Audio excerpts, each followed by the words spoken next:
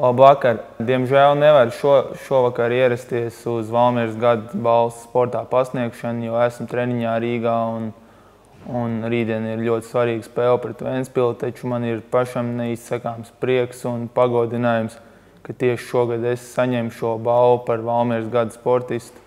Sezona izdevās gan ar basketbola klubu Valmiera, gan ar visām izlasēm, kurās es piedalījos. Un, ja man ir šāda iespēja, gribu pateikt paldies arī Valmieras bērnu sporta skolai, no kurā es sāku savus basketbolistu gaitas, un līdz A grupai tur es arī pabeidzu.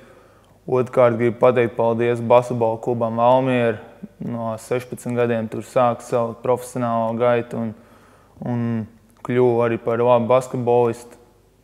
Un treškārt gribu pateikt paldies Valmieras pilsētas domei, kas vienmēr ir atbalstījusi basketbolu un ceru to darīs arī turpmāk.